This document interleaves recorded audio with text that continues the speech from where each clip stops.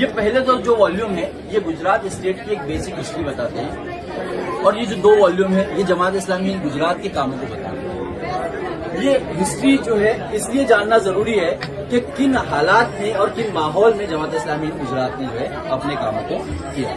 तो हम शुरू करते हैं कि गुजरात स्टेट जो है ये हमेशा से एक ट्रेड का हब रहा है, एक सेंटर रहा है।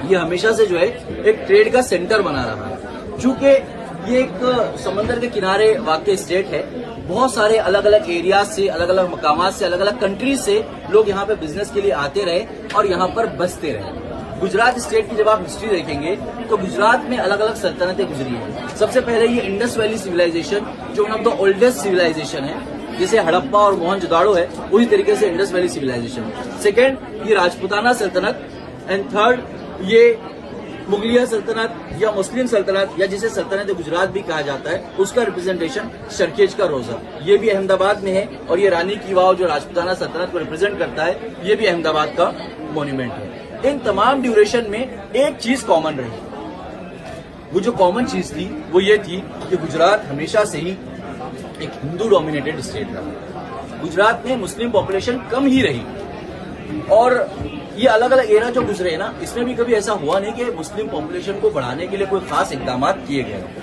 जो मुस्लिम पॉपुलेशन थी भी उसमें मेजॉरिटी वो पॉपुलेशन थी जो बिजनेस के लिए गुजरात में सेटल हो गई थी। फिर आता है 1947 का वो अजीम हादसा जिसने हमारे मुल्क के अजीज को 2 टुकड़ों में बांट दिया। इस दौरानिये में वो लोग जो गुजरात में अपने बिजनेस के लिए बसे हुए थे, उन्होंने वहां से माइग्रेट करने का तय किया। इस माइग्रेशन का नतीजा ये निकला कि गुजरात में मुस्लिम पॉपुलेशन और भी कम हो गई। आज की डेट में भी गुजरात में मुस्लिम पॉपुलेशन लेस देन 10% है। ये वो हालात थे, ये वो सिचुएशन थी जिसमें जमात इस्लामी हिंद को काम करना था। ये तो सिर्फ वन साइड है। इसका सेकेंड साइड आता है हमारी अगली बुक में, जिसे हमने नाम दिया है तलातुम। तलातुम ये उस तूफान को दर्शाता है जो अंधेरी रात में समंदर में आता है, जहाजों को डुबा देता है या उन्हें रास्ते से भटका देता है। ये तलातुम किताब जो हमारी है, ये गुजरात के राइट्स के ऊपर एक सरसरी सी नजर डालती है। यहाँ पर आगे बढ़ने से पहले एक बात खास तौर पे वाजे कर दूं कि यहाँ पे गुजरात के राइट्स को डिस्कस करने नहीं आए, लेकिन जमात में किन हालात में काम किया है उन्हें समझने के लिए इन्हें जानना जरूरी है। गुजरात की हवा कुछ ऐसी है कि छोटे छोटे मामला जो है बड़े बड़े राइट्स की शक्ल इख्तियार कर जाता है। 1969 में एक उर्स के दौरान कुछ साधु वहां से अपनी गायों को लेकर जा रहे थे और उनका वो डेली का रूटीन था। उनसे कुछ हादसा हो गया और वो इवेंट जो तूतू मैमे से स्टार्ट हुआ इतना बड़ा हो गया कि लगभग 1 महीना तक ये राइट चले और बहुत सारे जानी और माली नुकसान हुए। 1985 में गवर्नमेंट जो है एक बिल पास करती है जो रिजर्वेशन के अपोज में था। 1985 में रिजर्वेशन के अपोज में था। अपर कास्ट इस बिल का फेवर करती है और लोअर कास्ट इस बिल का अपोज करती है।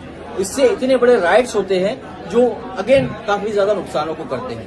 2002 के राइट से हम सब वाकिफ हैं। 2002 के राइट जो गोधरा में एक ट्रेन के डब्बे से शुरू हुए, इन्होंने पूरे हिंदुस्तान पे अपनी छाप छोड़ी। ये अहमदाबाद के नरोडा पाटिया का एक वाकये का रिप्रेजेंटेशन है, जहां पे लोगों को जो है काट करके कुएं में डाल दिया गया। लेकिन जैसा कि मैंने बताया, हम यहाँ पे ये खून खराबा डिस्कस करने के लिए नहीं है। इस एडवर्स कंडीशन में, इन एडवर्स हालात में जमात ने किस तरीके से काम किया, एक हार्मनी को किस तरीके से मेंटेन किया गया, हम वो बताने की कोशिश करेंगे। ये वाकया गुजरात के पांडरवाड़ के गांव का है, एक छोटा सा गांव जिसके लिए खबर मिली कि यहाँ पे एक मुस्लिम बस्ती पे हमला किया गया और मुसलमान वहां से अपनी जानें बचाकर भाग रहे हैं। जब हमारे लोग वहां पे पहुंचे तो वो लोग ऑलरेडी जा चुके थे, लेकिन पता चला कि एक हिंदू भाई ने कुछ मुसलमानों को अपने घर में पनाह दी, उन्हें वहां पे छुपा करके रखा हुआ है। हमारे साथियों ने वहां विजिट की, उनसे बात की, उनसे मुलाकात की और उनसे पूछा कि जो लोग यहाँ से जा चुके हैं क्या उन्हें वापस लाया जाना चाहिए। हमारे उस हिंदू भाई ने कहा कि जरूर लाना चाहिए, यहाँ उनकी जमीनें हैं, ये उनके घर है, उन्हें जरूर वापस आना चाहिए। हमारे साथियों ने पूछा कि हम उन्हें कैसे वापस ला सकते हैं। उन्होंने कहा कि ये जो पांडरवाड़ की मस्जिद है ना, इस मस्जिद को फसादियों ने आग लगा दी थी। इस आग की चपेट में आसपास के कुछ घर भी आए थे।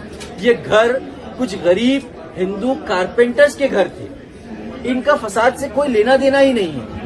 अगर आप चूंकि इस मस्जिद को रिपेयर करेंगे, उसी दौरान अगर आप इन कारपेंटर्स के घरों को भी तामीर करा दे तो एक अच्छी एग्जाम्पल कायम है। जमात ने सबसे पहले इन कारपेंटर्स के घरों को बनाया, फिर उन हालात में इन्हें काम दिया इस मस्जिद के रेनोवेशन का, फिर उन्हें काम दिया उस बस्ती के, उस मुसलमान बस्ती में उस कॉलोनी को बनाने का।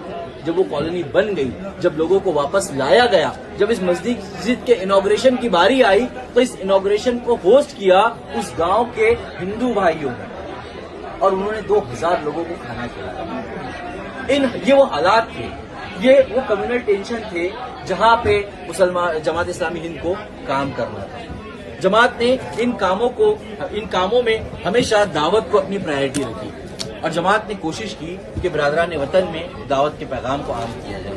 हर एक एडवर्स कंडीशन में, हर एक एडवर्स सिचुएशन में जमात इस्लामी हिंद ने रिलीफ के कामों को अपनी प्रायोरिटी बनाई। जमात ने चाहे वो फसादात हो या 2000 के अर्थक्वेक हो, जमात ने मेडिकल कैंप्स लगाए, जमात ने टेम्पररी शेल्टर्स प्रोवाइड किए, जमात ने उन लोगों के लिए घर फराहम किए जिनके घरों को जला दिया गया, तोड़ दिया गया था। जमात ने ये तमाम काम बिना किसी मजहब के भेदभाव के किया। जमात ने पीस एंड हार्मनी मेंटेन करने के लिए अलग अलग एक्टिविटीज की। 2004 में ये जो एक सद्भावना यात्रा निकाली गई थी, जो पूरे हिंदुस्तान में उन मकामात पर विजिट कर रही थी जहां पर राइट्स हुए थे, जहां पर राइट्स की वजह से नुकसान हुआ था। जमात इस्लामी हिंद गुजरात ने गुजरात में इस यात्रा को होस्ट किया, इसे लीड किया। इस यात्रा के